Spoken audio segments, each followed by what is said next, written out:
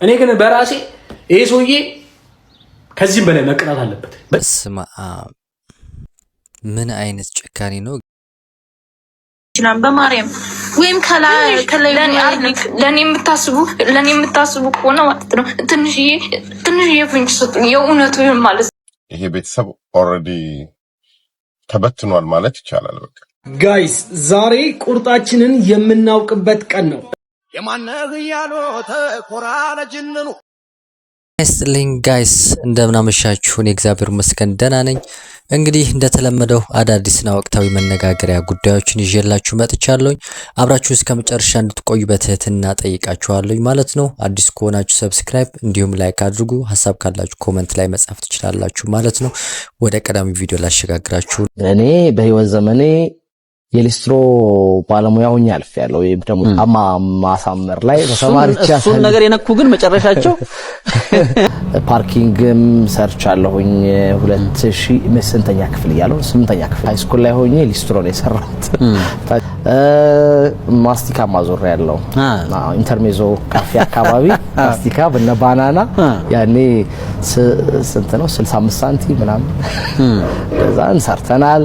ረዳትነትም ሰርቻለሁ። 4 ኪሎ አምባሳደር አረባካ አዎ ያለው እንግዲህ አንደኛው ስራዬ ጽዳት ነው ማለት ነው። እሺ ሁለተኛው ደግሞ ሙሉ ቀን እዛ ትውላለህ፣ ትጠብቃለህ፣ በራካይ ትቆማለህ እና ሰዎቹ ወደ ውስጥ ሲገቡ ወይም እንግዳ ሲመጣ ገዢ ሲመጣ አዎ ትጠራለህ፣ መጥቷል ሰው ምናምን ትላለህ።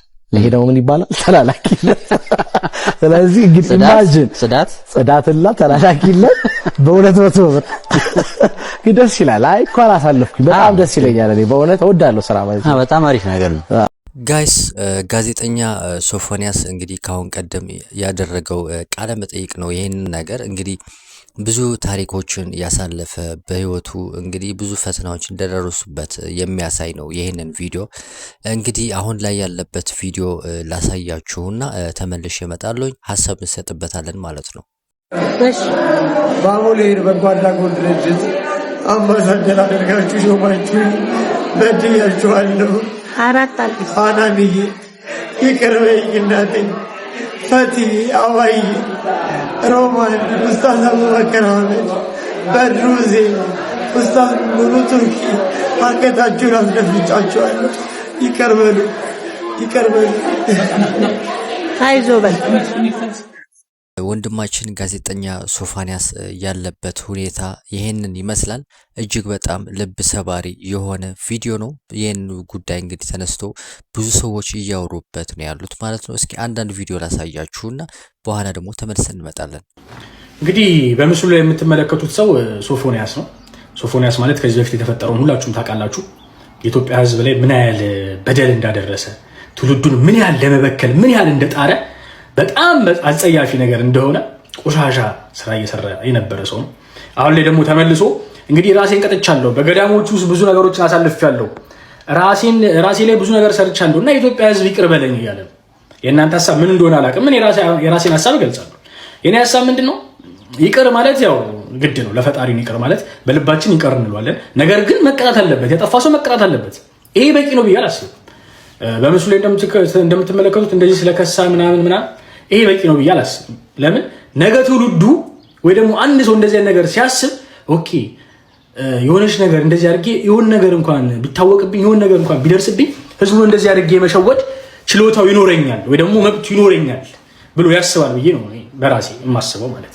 ስለዚህ ይሄ ሰውዬ መማሪያ መሆን አለበት። ነገ ለትውልዱ እንደዚህ አይነት ጥፋት ለሚያጠፉ ሰዎች መማሪያ መሆን አለበት ብዬ ነው የማስበው።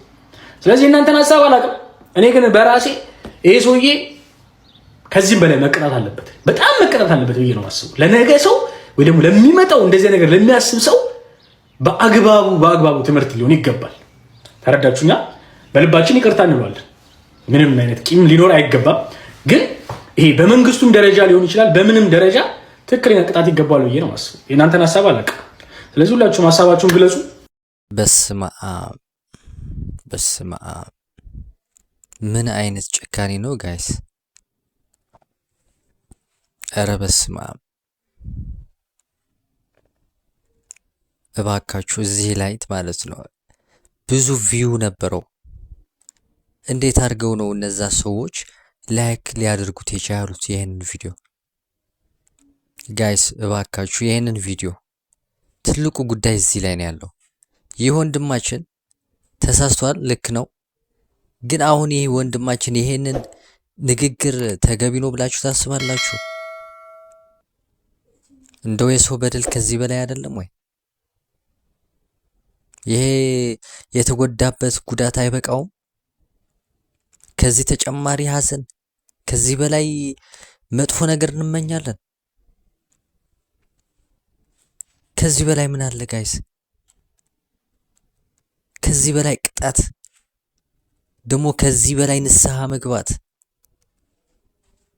ከኛ በላይ ይሄንን ወንድማችን አልጸደቀም? በህዝብ ፊት ወጥቶ ይቅር በሉኝ ሲል ይህ አይደለ እንዴ ጽድቅ? ይህ አይደለ ንስሐ? ጋይስ እባካችሁ እኔ መናገር አልቻልኩኝም። ነገር ግን ራሳችሁ እስኪ ሐሳብ እስኪ ስጡበት። እዚህ ላይ ተሳስቻለሁኝ ወይስ ልክ ነኝ? እስኪ እዚህ ላይ ሐሳብ ስጡበት ጋይስ እባካችሁ።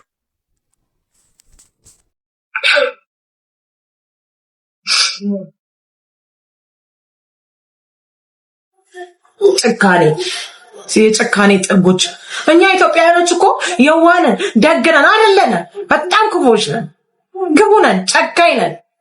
የሰውን ውድቀት ነው የምንፈልገው። አንዱን ጥለን አንዱ ለመነሳት ነው የምንፈልገው። ምንም የዋህነት የለብንም።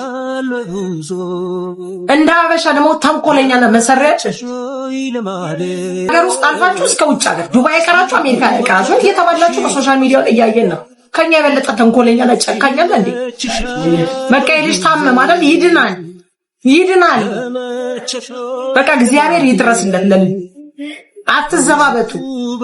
ሰው ላይ መዘባበት፣ መሳለቅ፣ እች እንዲናት በጣም እናንተ እኮ ንጹህ ናችሁ። ንጹህ ሆነን ነው እኛ አይደል? ከታመመው በላይ የምታሳመሙት እንደናንተ አይነት ሰዎች ናቸው። የኔ ያንተ ያንቺ አይነት ሰዎች ናቸው። ሰዎችን ከህመማቸው በላይ የምናሳመማቸው። በሽታውማ እንደ ይዟቸዋል፣ እያስታመሙት ነው። የሰው አንደበት ግን በምን ያስታምሙታል? አድኑልኝ፣ በሰማይ በምድር ታገኙታላችሁ። አድኑልኝ ወገኖች። ሶፎንያስ እንደዚህ አልነበረም። ሶፎንያስ ለሀገር የሚበቃ ልጅ ነበር። አዛኝ ነው፣ ለማንም አዛኝ ነው። ወገኖቼ ያ ጋይስ አንዳንድ ነገሮችን ለማስተካከል የምንሄድባቸው ርቀቶች ምን ያክል ዋጋ ሊያስከፍሉ እንደሚችሉ ተመልክቱ። ይሄ ቤተሰብ ኦልሬዲ ተበትኗል ማለት ይቻላል። በቃ ስቴብል ከሆነ ኑሮው በተረጋጋ ሁኔታ እናት ከምትኖርበት በስተርጅና በዚህ ደረጃ በማህበረሰቡም በቤተሰብም ተገፍተው ዳር የወጡበትና በጣም በስቃይ ውስጥ እንዳሉ ያሳያል። በቃ ጋይስ አንዳንዴ ትክክል ያልሆኑ ነገሮች ትክክል ባልሆነ መንገድ ለማስተካከል የሚኬዱ ሁኔታዎች እንደዚህ አይነት ኪዮስ ነው የሚፈጥሩት። እንዲህ አይነት ትልቅ አደጋ ነው የሚፈጥሩት እና ከዚህ ነገር ትልቅ ትምህርት መማር አለብን የሚል እምነት አለኝ። ቢያንስ ቤተሰቦቻችን ወልደው መከራ በልተው አሳድገውን ቢያንስ በስተርጅና እድሜያቸው ባይመቻቸው እንኳን በሰላም እንዲኖሩ እድል ልንፈቅድላቸው ይገባልና ነገሮችን ደግሞ ትክክል አይደሉም ብለን የምናስባቸውን ነገሮች ወደ ትክክለኛው መንገድ ለማምጣት የምንሄድ ሰዎች ደግሞ ምን አይነት ቴክኒክ ምን አይነት መንገድ መጠቀም እንዳለብን ከዚህ ሁኔታ መማር አለብን። እና ጋይስ የደቦ ፍርድ ሁሉ ጊዜም አስቸጋሪ ነው፣ ብዙ ነገር ነው የሚያጠፋው። ታንክ የሶፎንያስ ገመናን ያወጣው ግን እዚህ ሚዲያ ላይ ማለት ነው። አሁን ጸጸቱ ያስቀምጣል። ኦልሞስት ሙቷል እየተባለ ነው። ብታውት ጋይስ ይሄ ፊቱ ወላለቀውማ ደና ነው። ሌላ ፎቶ አይቼ እሱ አይመስልም። የሰው ልጅ በዚህ በቆሙ እንደዚህ ወላልቃል ጋይስ። በዚህ በትንሽ በ6 ወር ምናምን በስመ አብ ወወልድ ወመንፈስ ቅዱስ ጌታ ሆይ አንተ ጠብቀን። አትሊስት ገመናውን ደብቀህ ለእናቱ ብትነግር ሚዲያ ላይ ሳታወጣ እናቱ መሄጃ መቀመጫ አታሰው ጠልቷት ሰው ተጸይፏት አሁን እንዴት ግን ጸጸቱ ያስቀምጣል? ጸጸቱ አሁን ሞቱን አፋጠንከው። አትሊስት እንደዛ እንኳን እያለ ቢቆይ ኑሮ ብዙ ጊዜ ሊቆይ ይችል ነበር። እንደዛ እንኳን ካደረክ እንኳን ወይ ለቤተሰብ ወይ ለድርጅት እናትና እንኳን እናቱና እህቱ እያለች እናትና እህቱ ባይኖር እንኳን ለድርጅት ብትሰጠው አስራችሁም ይሁን ምንም አድርጋችሁ አትሊስት ይሻል ነበር። እናትና እህቱንም አሸማቃ ቤተሰቦቹን ሰው እንዲጸየፋቸው አድርገህ በሱ ምክንያት የልጁንም ሞት አፋጥነህ እንዲሁ ልቅልቅ ብሎ የሰው ልጅ ጋይስ በቁሙ እንደዚህ ይወላልቃል። አሁን ግን ጸጸቱ እንዴት ያስቀምጣል? እንደዛ በፍልጥ ነው በምንድነው የመታችሁት ምናምን እንደዛ ያሰቃያችሁት የወረወራችሁት ምናምን አሁን ጸጸቱ እንዴት ያስቀምጣል? ጥሩ እኮ ነው መያዛችሁ እኮ ጥሩ ነው እንደዚህ አይነት ሰው ግን ሚዲያ ላይ ሳታወጡ መጀመሪያውኑ ለቤተሰቡ ማሳወቅ ከዛ በኋላ ደግሞ ህክምናም ይሁን ጸበልም ይሁን ማስገባት ውስጥ ለውስጥ ማስገባት ቢኮዝ የኛ ሰው አንዴ ከነከሳችሁ ነው አለቀ። ይሁን እናትና እህቱን እንኳን ሰው አክትፍ ብሎ ተጸየፉን አሉ። ማንንም አያናግረንም መሄጃ መቆም ያተናል አሉ።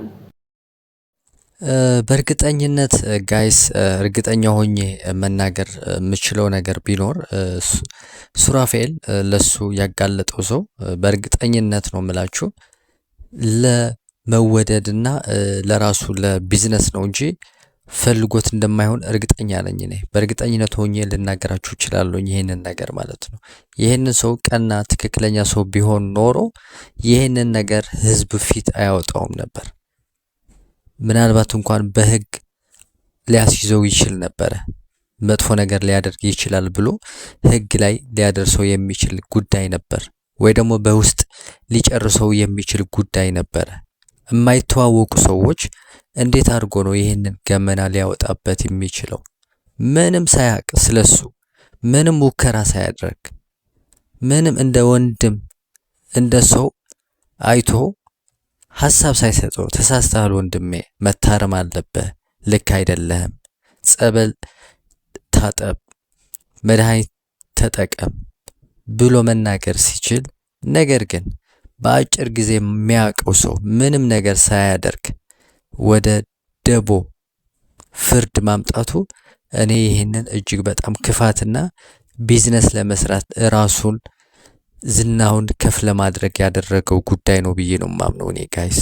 እና ሐሳብ ካላችሁ እዚህ ላይ እንግዲህ ጠንከር አድርጋችሁ ብትናገሩኝ ደስ ይለኛል። ኮሜንት ላይ ብጽፉልኝ ቀጣይ ቪዲዮ ላሻግራችሁ። ወደ አዶናይ ወደ ዱባይ ሄዷል ዛሬ። እንግዲህ እዛ የነበረው ቆይታ ላሳያችሁና አበቃለሁኝ ማለት ነው ጋይስ። ከመለያየታቸው ዜና በኋላ ምን አይነት ሙድ ውስጥ ይገባሉ የሚለው ብዙዎች የጠበቁ ቢሆንም አዶናይ ግን አሁንም ትኩረቱን ወደ ስራ ያደረገ ይመስላል። በተለይ ደግሞ ከኢትዮጵያ አየር መንገድ ጋር አዲስ ስምምነት ላይ ሳይደርስ አይቀርም። እንግዲህ በኢንስታግራም ገጹ ስቶሪ ላይ ከኢትዮጵያ አየር መንገድ ላይ ቢዝነስ ላንች ሚቲንግ እንዳደረገ አሳውቋል። በኢትዮጵያ አየር መንገድ ቢሮዎችና 80 ዓመቱን ክብረ በዓል የሚያስታውስ ቪዲዮም እንደዚሁ በቲክቶክ ገጹ አጋርቷል። ለማንኛውም አዶናይ አየር መንገድ ጋር የሚመጣበትን ትልቅ ነገር በጉጉት እንጠብቃለን። ምን ይሆናል ብላችሁ ጠብቃላችሁ? ኮሜንት ላይ ጻፉልን። ጋይስ ዛሬ ቁርጣችንን የምናውቅበት ቀን ነው። እንዴት እንደሆነ ላስረዳችሁ። እውነት አዶናይና ጃኒ ተለያይተዋል። አዶናይ ወደ ዱባይ የሚሄድበት ቀን ከዚህ በፊት ስኬጁል ያደረገው ኤፕሪል 1 እንደሆነ ሁላችንም እናውቃለን። ከዛን ቀደም ብሎ ወደ አሜሪካ የልብ ህሙማኖችን ለማሳከም ሄዶ ነበር። ተመልሶ ከመጣ በኋላ ስኬጁሉ በመዛባቱ ሊሄድ አልቻለም። አሁን ግን ወደ ዱባይ ይሄዳለው ሲል ሰምታችሁታል። ለምን ፕሮግራም የሚሄድ ይመስላችኋል? አዶናይ ዛሬ ወደ ዱባይ ብቻውን ከሄደና ጃኒ ዛሬ ማታ በኢትዮጵያ ሆና ላይቭ ከገባች ይህ ነገር ወደ ጥርጣሬው ይወስደናል ማለት ነው። እስከዛ ድረስ ብዙዎችም ነው ከጀርባዬ እንደምትሰማቸው እንግዲህ ሆስፒታል ሁሉ ገብተዋል፣ ታመዋል። ሰው አሁንም እውነትም ከሆነ ራሴን አጠፋለሁ የሚል ማህበረሰብ አለና እጅግ በጣም ያሳፍራል። አክቹአሊ ይሄንን ራስ ቪዲዮ በመስራቴ ዛሬ ምን የሚፈጠር ይመስላችኋል? እውነታውን ኤኒሃው ዛሬ እናውቃለን ማለት ነው። ለሁላችሁ መልካም ምኞት ተመኘውላችሁ። ጥሩ ነገር እንደምናይ ግን ተስፋ አደርጋለሁ። ወዳችኋለሁ። ቻው። ያው ህዝቡ እንግዲህ እነ ጃኒ ነገር እንዴት ነው እያለ ነው። የምታውቀው ነገር ምንድን ነው ብዬ ነው